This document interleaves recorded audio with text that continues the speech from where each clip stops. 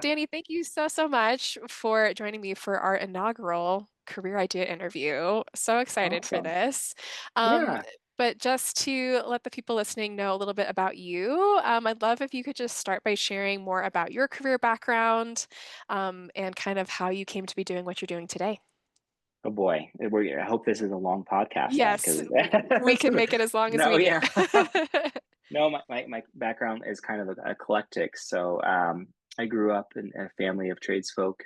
My great grandfather, grandfather, and dad all worked in the trades. My great grandfather just happened to be neighbors to a gentleman that was named Mr. Grumman that started a company called Northrop Grumman.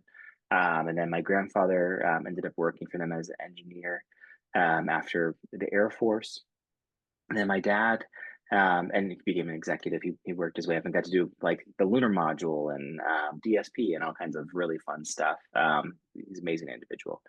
And then my dad is really such a huge inspiration in the fact that he was signed to the Cardinals to play baseball for the Cardinals, and then ended up um, getting into an accident, showing off for a female companion, and became quadriplegic.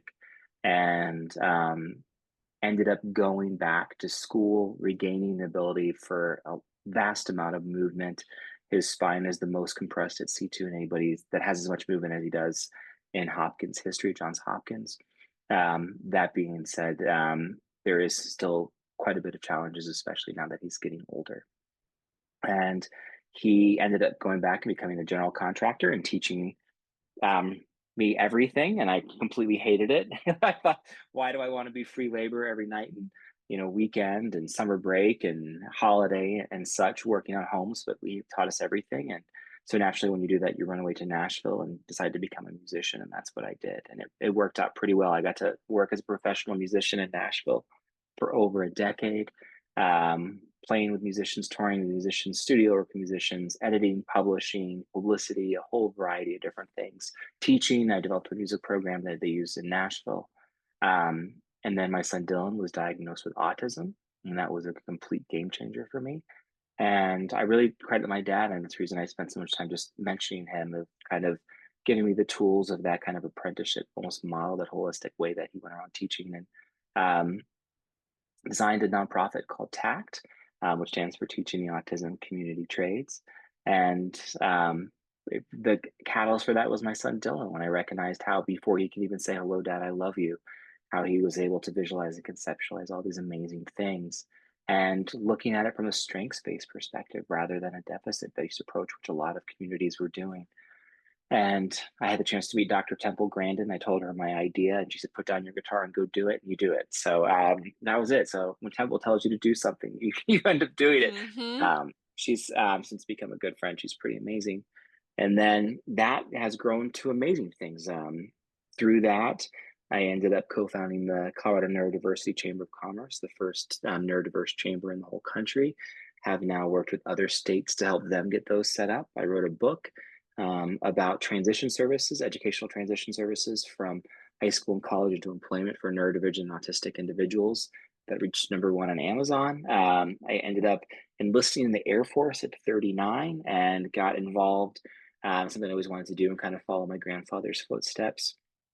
I'm getting to work with satellites for the Air and Space Force and government, as well as co-chair their neurodiverse Air Force initiative, and working with an incredible team of majors and colonels and generals that helped make a pathway possible for neurodivergent individuals to get into the Air Force and Space Force. And then I was offered this opportunity to be the inaugural director, so another inaugural, of the Colorado Disability Opportunity Office, which is the newest state office here in Colorado that is designed to um, lead and guide the state in strategy and policy for the disability community. So we're very unique in the sense we're housed in the Department of Labor and Employment, but we have that dotted line to the governor's office. And we get to work with advocates, the community, legislators, other state agencies, nonprofits, in guiding in best practice and hopefully unifying everybody in the disability community. And we're funded by license plates. Such a random thing, right? I That love it. historic license plates would fund a program, but the black license plate, green license plate, red one, the green with the white sky as opposed to the inverted version we see now, that all funds our office. And It's all cash funds, and it allows us to keep going despite any potential political climate that affects General Assembly funds.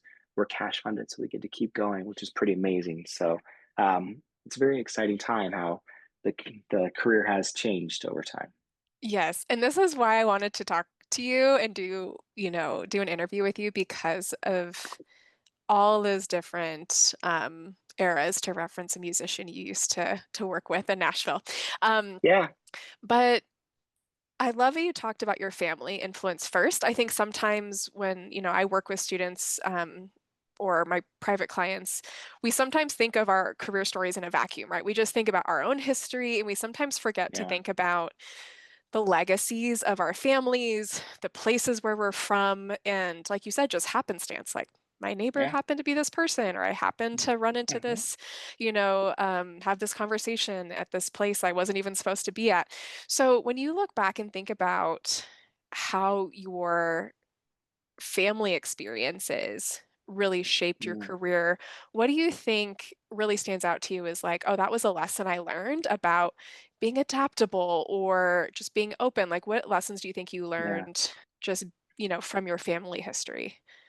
My dad's the lesson that he would always, I think, really honestly stressed very strongly was how quickly everything could go away. Almost to the point, I don't want to say he overdid it, but like almost to the point where it became like a fear in the Mm. sense of, he was signed to the St. Louis Cardinals to play in the big show, and that went away with a physical accident and disability. Like that is a dream, to become a pro athlete, a pro musician, and a professional in any capacity, and then lose that can happen pretty quickly. And I don't think many people recognize um, how quickly something like that could happen and change your life forever. Mhm. Especially when you start looking at, people as they're olding or growing older and aging. It's over 60% of people that are over 60 have a physical disability or a disability of some sort, whether their hearing's starting to go, their vision, their bodies are changing, new, neurological disabilities. I mean, the sky's kind of the limit with what happens. It changes you pretty quick. Dad used to always talk about how, how quickly things could change and to not take it for granted. That was a really big lesson that I think really impacted everything I've done because it makes you appreciate how precious it is and how fortunate you are to have that opportunity to not take it for granted. I get to be an inaugural director of a state office. When I walk into the Capitol, they call me Director Combs. It's so weird. Like director, and that's just I'm Danny. Like I don't even get Daniel. I get Daniel if I'm in trouble. Or Dan if I'm talking to one of my Sure. grandparents because they don't say Danny, right? You can't be a Danny to your grandparents. You have to be a Dan. So I don't look like a Dan. But recognizing how fortunate I am to get to do that. And there's lots of people I think too that I learned in Nashville that are better than me. I mean, like that's just the truth. Like there are guitar players that were very much more technically proficient than I could be, but I found that I was able to work with people and people liked being around me, and that really helped. And that the older I've gotten to and further in my career, that goes a long way. I think having that mindset, hopefully it doesn't sound arrogant, but to be like, if you're the kind of person that has a growth mindset, you're willing to admit when you've done something wrong, to ask questions, to always grow and adapt rather than be like, look how great I am. I am amazing. You must listen to me. You must hire me. I am this, I am that. Nobody wants to be around people like that. And a lot of people don't understand that. I was in a meeting the other day, and there was an executive in the meeting that let us know he was an executive 4 times over the course of an hour and how we should listen to him because of his pay grade and his job title. Everybody tuned him out. And like literally, I heard people talking afterwards were like, what was going on with that guy? Like, You why did can't he keep focus on saying that? anything else. Right. All he was talking about was himself. You know, um, I get to be a tool, forgive the cheesy pun, for our community at this point. And I think recognizing that, we're all in this together and we all have, strengths and weaknesses and things that we can lean on each other for is just an important mindset. Tact grew from the back of a 58 Chevy to become this incredible national model for educational transition services, trade programming, and employment opportunities for the autism community. That was not done by me. That was done by our team. Becky Mershon, the organization's interim CEO that I've taken this, and COO, she has done a million things behind the scenes that people don't see. And it seems like, and I could be wrong, but it feels like in this moment in our culture, things that you see on YouTube or TikTok or X or whatever, just makes it look like it's so easy and that there's just one person involved with that, but there's usually a team of a whole bunch of people behind that person that are doing every bit, if not more than that one person. I feel very fortunate that I've had a chance to work with some great teams that have been great advisors and counselors, and then I can one day hopefully pay that forward. So yeah, there's so many different things about, yeah, the humility and like skills aspect. I think that you're totally correct in that. I think there's a lot right now that just is emphasizing like just get these skills, just get these skills. You're technically qualified to go do these things. And I think that can put so much pressure on people career-wise Hmm. because it's easy to discount the qualities that you bring to Hmm. the work and your energy is something that it's just sort of something, Oh, as someone that has, 100%. I have a really strong like spiritual center too. And it's always, in my normal career counseling work, I don't usually bring that in, but Yeah. like I've just found that the people that have good energy, however you kind of put your arms around it, those people tend to have easier times finding jobs. People want to help them more versus when Hmm. there's this kind of energy of like, I'm entitled to this. I'm an executive, you should listen to me. When there's that Hmm. energy, it just repels people. And Oh yeah. I think that it's also just a more enjoyable way to go about your life, right? Like in your career, just like leading with humility and leading with, look at how great my team is. Like, look at what we get to accomplish together. Let's lead from a place of 100%. service. Let's not take this for granted. And, a big part of my personal story too is that my stepfather died from brain cancer very, very unexpectedly in the course Mm. of a month when I was in my graduate program for counseling.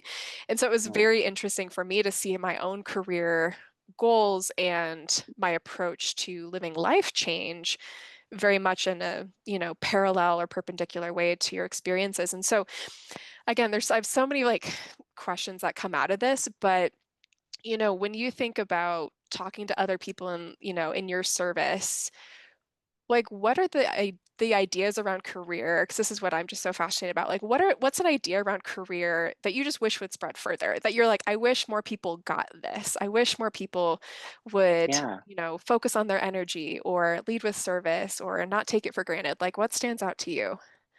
I think, one of the things, I mean, there's a number of things. I was fortunate enough to just be highlighted on Mike Rowe's show, The People You Should Know, which is really Hmm. cool. And he talks about his sweat pledge that he makes everybody they give scholarships to. And, one of the things that's profound on that is that he talks about how there's no such thing as a bad job, that you can learn something from any job. It might not be your perfect career, and there's a difference between a job and a career, but there is a lesson and something you can learn from any opportunity. I think having the mindset of what that looks like. I'll use myself as an example. So in the Air Force, there's something called the E4 Mafia. So enlisted four. So in the Air Force, that'd be a senior airman, for example. Everybody jokes that they're the E4 Mafia because they're like the experts in it. They're not the highest ranking officials, but they are the experts. And most, seasoned officers, for example, know if they have a question, they go to the E4s because they're the ones that are going to know it. It's a good practice that no matter what your title or your position in it, knowing that okay, there is a group of people that are technically proficient, you want to ask them and what that looks like. That's been a great lesson, to actually see what that looks like. Even going back and listening in the Air Force at age 39, I was scrubbing stairwells and basic training with tiny little shop rags that they give you to teach you lessons. There is a group of people that would look at that and be like, heck no, I'm so and so, or I've already done X, Y, and Z. I'm not going to scrub. That you're missing the point of what they're trying to teach you at that point. And I think if you have that opportunity to be around people that are willing to invest in you and teach you those things, you're doing really well. There was a great book that came out years ago called The Last Lecture, and the gentleman ended up passing away, and it was about the last lecture he gave before he passed away. It's a pretty famous book.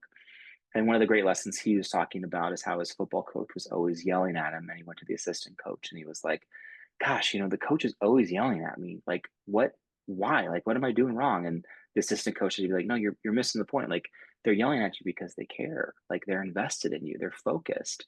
It's the ones that are apathetic and don't pay attention and just let you do whatever you want to do. They're not engaged in your life. They're not trying to guide you and mentor you and honor you in the sense of like, hey, don't stick your finger in front of that saw. That's going to hurt you. Like they're paying attention to the way that your life is going. And whether you take their advice or not, they're engaged.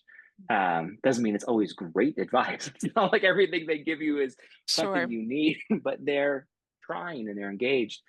It's rare, I think, the older you get to that you find people that are authentically engaged with you.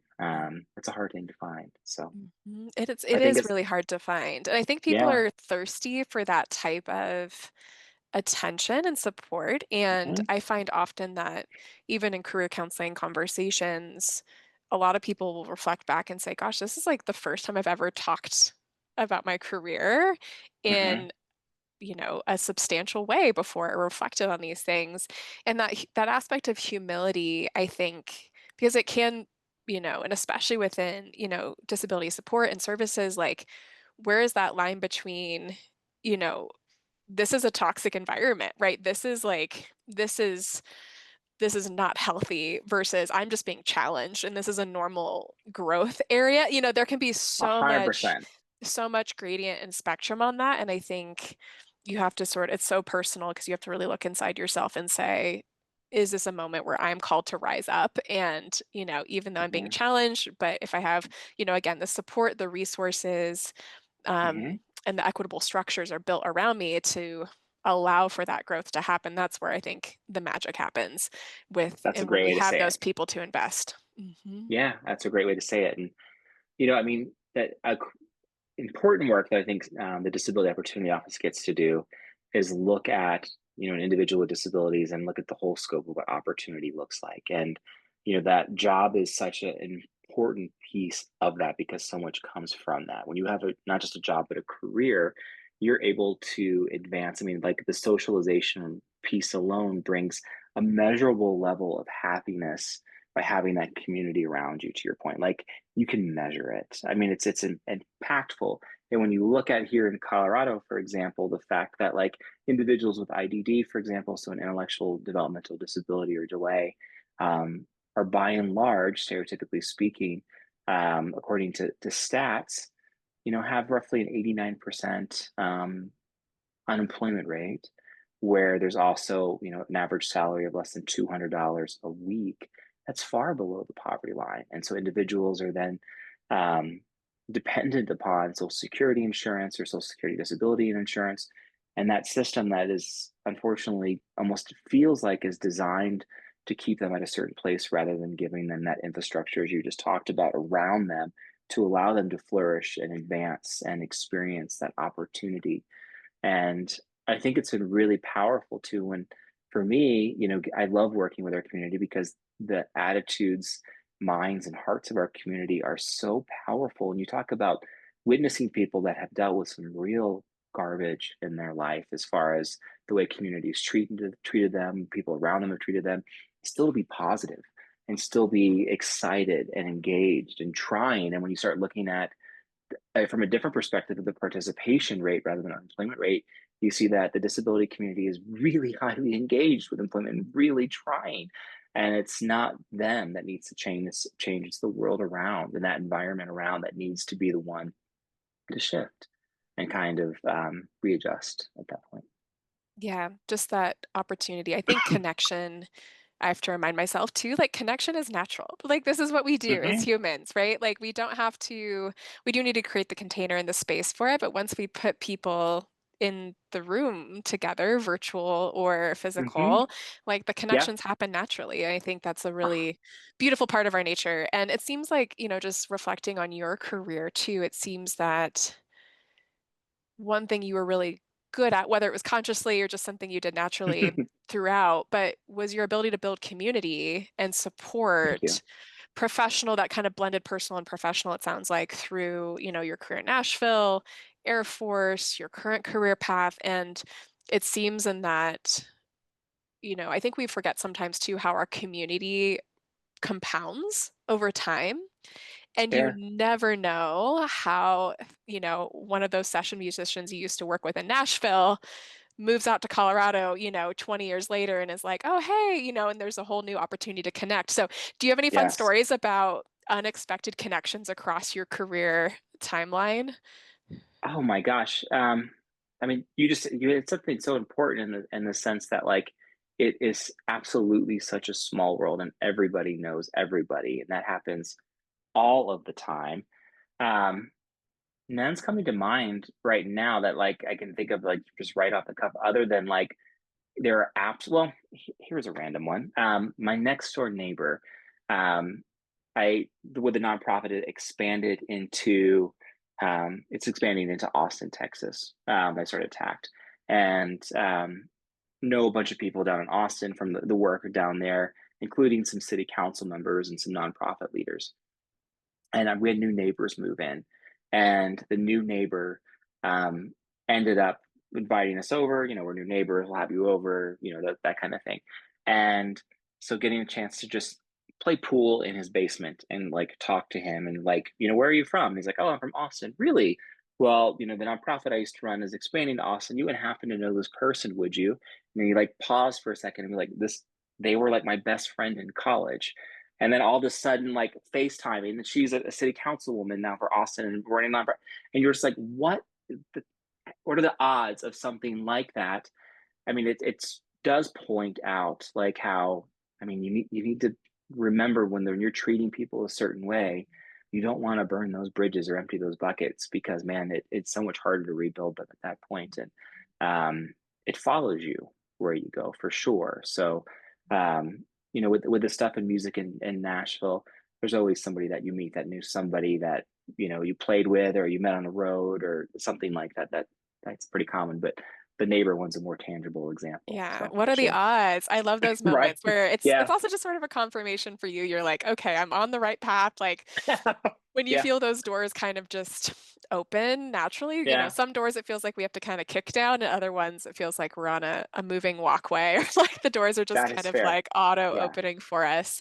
Um, no, that's so fun. And I think it makes the ride of our careers so much more enjoyable when we have community, when there's almost like this dust of magic around it Yeah. too. Like there's just always a sense of the unexpected. And I think there's a lot happening in, the world economies, the US economy that is having a lot of ripple effects, some large, some small, on the labor market, our sense of stability. Yeah. And I see a lot of people struggling with not being able to predict what's coming next, as we've had that ability somewhat reliably in the past. And so as someone that, it seems like you've really embraced change very voluntarily in your career for the most part. I know I'm sure Yeah. there's probably some It times when drives some people, loved ones around me crazy. That is for sure. Yeah. Yeah. sure, but what advice would you give to someone that is maybe on the cusp of their first time doing that, whether again it's by choice or not? Like, what would be advice or guidance you would give to someone about how to stay open, how to enjoy that ride Yeah. of, and allowing their identity maybe to evolve with them as they embark on this career change? You know, the amazing thing is the hardest one is actually the first one, that first job, because you really don't know what you don't know at that point. There was a moment that I had when I was in college. I was working at a music store and we're sitting in the lunchroom. And I still remember this moment so vividly. And I was like the only college kid working at this music store. It was a Brooks and Dunn music store. They sold like pianos and band and woodwind instruments, and they had some guitars and stuff. But It wasn't like a guitar center, kind of thing, a little bit different environment. And so everybody that worked there was older. I mean, if you're selling $40,000 sideways or whatever, you're probably wearing a suit, and it's just a different environment. And this guy was talking about his dating life and all these different things. And like for whatever reason, it was like this moment I clicked and it was like, oh my God, like he's talking about this the exact same way my buddies and I talk about it on campus. Like, does it not change? And for whatever reason, it realized that like, the people have this perception that when you quote unquote grow up, that it's different. It's really not. Like you get these skills and you gain these experiences that become tools in your belt. And that first one is hard because you think, okay, I went to college, for example, or trade school or whatever, and military, and I've learned all of this. Man, unfortunately, you really don't know what you're getting into at all. And like, I was very arrogant. I, graduated with a music degree. I thought, okay, I got this. I learned all of this stuff. We had to like be in practice studios 8 hours a day. Like music degrees, it takes more credits to get a music degree than any other college or undergraduate degree. I mean, it's a lot. And then you get to Nashville and you start playing, you're like, oh my God, I know nothing. But like you learn so quickly from that. But then when you go to your next job, you realize you're not starting on the 1 yard line anymore. You're not starting at the beginning. You just learned a whole bunch of stuff. And yes, the career itself might look a little bit different, but all those tools you got, they get to come with you. And you can advance that much quicker now because of everything you learned if you're willing to accept it and look at it from that perspective. Um, Even now, after starting one nonprofit, when I started tax, that was the first nonprofit I'd ever started. It was scary. Like I didn't know how to write a grant, didn't know like how to follow the federal rules of a 501(c)(3) or any organization like that. And then you start another one and you're like, oh, this is so easy. Why was I so afraid? I can have this done in this amount of time. Like I got this. And then you differentiate and you do a chamber and it's a C6 versus C3. And you're like, oh, that's only a few rules different. I got that. And you just keep going and going and recognizing that. And then you see different, overlaps. So like now working in state government, it's almost the exact same as the military. I mean, like it's paperwork to death. I promise you, it's paperwork to death. But the processes are all the same. And so you're just Sure. like, oh, this isn't that scared because I was scary because I did it here before. Yes, it's on a quasi, semi different, website or application, but it's the same thing. It's just called something different. But it takes that time to recognize that. So for young folks that are starting their career, I hope they take the time to be present in those moments and try to hold on to those things that they're learning and be in that moment and try not to look at it as like, head up trying to get beyond because those people that they're with in those moments and those things that they're doing, they're going to be around too. And you'd be so surprised. I mean, even in this space now, working for the state and the governor's office, in the disability space, I run across people all the time that when I was starting tact, for example, are now they've gone through 5 or 6 different things, or they're still in it, or they Mhm. tried and it didn't work and they ran into a different thing, or but those people don't go away and you just see them in a different capacity, but you also have that relationship with them. So like CDU when they do grants, like there's that opportunity for them to have a face to the office at that time too. That's not just, some blank website or email address somewhere. So those relationships are so important. Yeah, and vulnerability too, right? It takes a lot of courage is one of my core values, and it's Hmm. something that I think for me is at least foundational to a lot of the work I try to do. As you said, right? It's saying like, how can I build off of what I've done before and have enough confidence, but enough humility to say, I also have no idea what I'm doing. But I think kind of where I see people sort of fall into two different groups is what they make that mean about Hmm. themselves. And I think when you're going into, because we're always presented with opportunities or challenges, and I think there's kind of one general group of people that sees how that goes as a reflection of their identity and of their worth. Yeah. And there's other people that say, that is Loctite, right? My identity is, my sense of worthiness is not up for debate. And it creates actually this sense of safety Yeah. to try new things. So that way, if it doesn't work out, you're like, okay, like it's not a reflection of who I am deeply. And I think that's what I'm seeing right now, in the job market is a lot of people because they've had longer job searches than expected, or complete industries sort Yeah. of fall away, or, again, the continuing issue of, getting folks with disabilities gainfully employed in ways that they want to be. Like there's ways in which it can be so easily to just start to internalize what's happening Mm, out there in here. And it's a real yeah. shame because so many people, I think, you know, there's work for everyone is a very deep belief that I have. And I want people to solve the problems they want to solve in the world because we need people to we have a lot of problems. So I want people to go and solve Yeah. those. And but that sense of that line of, worthy of everything, entitled to nothing, Mhm. is this really interesting tightrope. That is incredibly true. There's like you could do your whole podcast on just that, by the way. And like Mhm. there's just so but that is something too that takes so much time and experience. And I mean you learn from those experiences too, and it doesn't work. The grit that you get from that and the perseverance. There's a lot that goes into that. And yeah, Yeah. well said. But with your work now, again, I can just tell, before we started recording and just now, like I can tell how much it lights you up and it connects to your value, your skill set, like to be able to advocate, to be able to drive change. Um, so what are you excited about what's next, right? Like what's coming up for you with your current role as you look toward your career Yeah. future? What is really moving you forward right now? Well, that's a great question. I think I do love it, and it's something it. I feel like for whatever reason, it almost feels, I don't want to say like destiny, but it feels like all those experiences have kind of led here. And I mean, how many folks do you know that, you know, grow up with, parents with physical disabilities or disability and then get the opportunity to take that lived experience and then apply it in a way? I mean, that's pretty cool.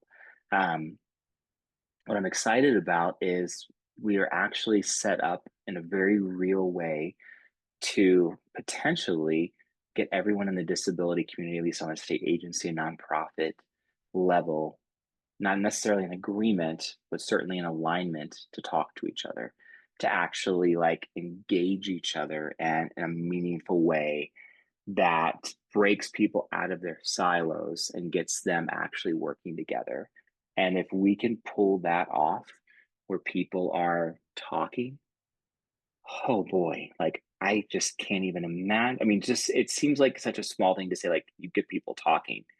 That is so tremendously difficult because, like, right now, for example, in Colorado, of the various state agencies, there are 27 committees, commissions, and councils, not including things like the Department of Ed or others that fall in quasi state government but don't really report to the governor's office. They don't even have an aligned agreement of what the word disability means. To get them all in a room talking and at least in alignment of best path forward for our community and recognizing what their role is, removing that element of pride from it, and bringing the humility into it to say, I don't know, and but I know that this person does, and let's let them and that our office or that individual or that agency work with them and guide them. There's a lot to that. And if we can actually do that, that's what I'm excited about. That like it could potentially, I mean, even wanting to build a database of like, okay, and developing use now using AI, like, somebody with a disability needs services, they could go to one spot and actually be able to really know what they need to do to get the services they need. That seems like such a low lift, right? If you were like, okay, if you just were, had an accident and now you need X, Y, and Z, where do you go? You would think that that would be so easy to get access to, but it's not. And depending upon who you're talking to and when you're talking to them, they might tell you different things. I mean, here in Colorado, it's so complicated that we broke it up into a county by county level where there's CCBs or community centered boards, and it's different in every county.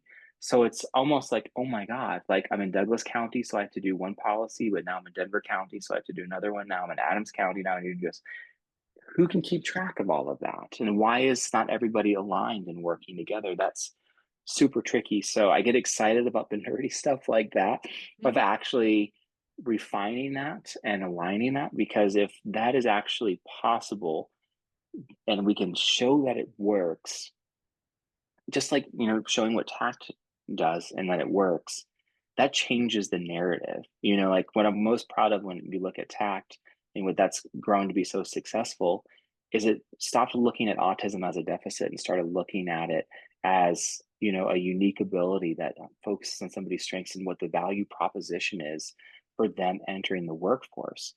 That's not a big shift, but it's a subtle enough one to actually highlight the point of what somebody's doing wrong in business or what they could refine in their business to find out why they're missing. I mean, talking about, all the opportunities and what the future looks like. There's over 8 million jobs in America open right now. There's in manufacturing alone almost 500,000 jobs, even before, the president is trying to do the things that the president is trying to do with American manufacturing.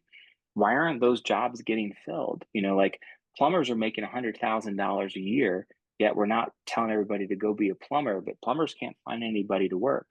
Electricians are making six figures a year too. Why aren't we telling people to go be electricians? Like when there's this huge opening of opportunity, but we don't have people filled and going in, it doesn't make much sense. And especially, I mean, that's just work in general. And I mean, that's such an opportunity when you look at like the military too, like trying to get people, listen, people, less than 1% go into it.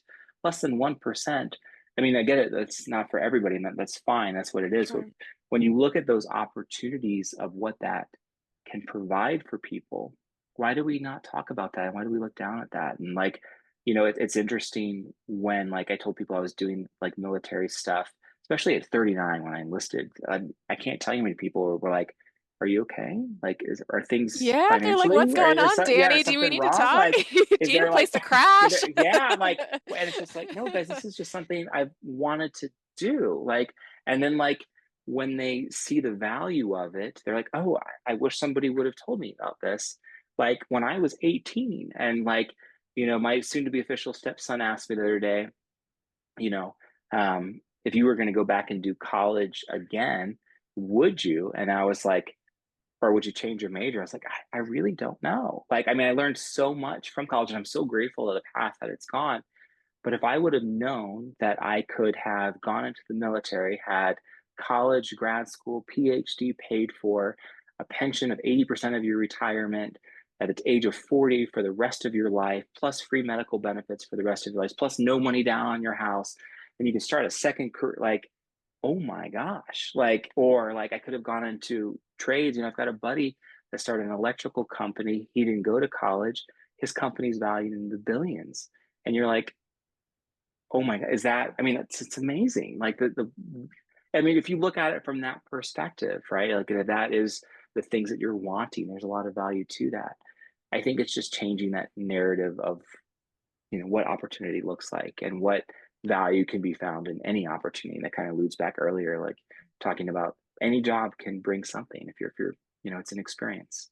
Yeah. Oh, I love that so much. And I just love, because I'm also a big believer in a strengths-based Hmm. um, coaching, career development. I think there's so much emphasis on what, we're taught and sold, importantly, Hmm. here's all the ways that you're flawed. Here's where you need to be fixed. Just buy our Uh-huh. program, buy this product, buy this service, right? That'll help, fix those things in you. But when we can double down on our strengths, that to me is honestly more of the hallmark of a fulfilling and successful career is when we can live into our strengths. And again, that will evolve over Yeah. time because our life needs change, our abilities change. Like what, Hmm. and I think if we're only defining career success around just the metric of prestige and 100%. pay, it's such a limiting way of 100%. looking at it. And at the same time, especially for folks with disabilities, right, we do need to have a floor, right, to make Hmm. sure that people can stand on um, a stable floor that allows them to grow and allows them to develop. And so I think it's, yeah, how can we redefine career success around this idea of living it and working in my strengths, right? And Hmm. defining success. And of course, again, but if we don't have all the information easily accessible, whether it's again to access a certain service or about what even career paths are out there for me, it Hmm. can be hard looking back to say, gosh, I might have made some different decisions if I had known about Yeah. this option. So I think what's so interesting, even though as tumultuous as our world is right now, um, anytime things are turned upside down and we're in the snow globe of, you know, the world and circumstances, there's always opportunity. And so I see Oh, this yes. is, our opportunity, I think, collectively to redefine what does career success look like? How can we reconnect with each other in community? Yeah. So I'm hoping there'll be almost a community renaissance if we, because we've become so isolated. So I'm really, again, grateful and inspired by the work that you're doing to bring that forward on both a structural side, but then also just the way that you're building community naturally. Um, but if people are interested, Danny, in connecting with you or want to learn more or get involved with Yeah. you in the work that you're doing, how would people do that? Where can they go? So my LinkedIn page, that's my only social media. So if you don't mind sharing the LinkedIn stuff, I mean, that's definitely the only social media that I use. Um, CDU's website, you can get a hold of me through that. So the Colorado Disability Opportunity Office, as well as the Colorado Neurodiversity Chamber of Commerce. My emails on both of those. So those would be the best ways to get a hold of me. Um, and yeah, I thank you so much for having me on this. It's very Yes. exciting. So I appreciate it. Yeah, thank you. Thank you. So many ideas. I'm feeling very inspired going into the weekend. Yeah. So appreciate your time.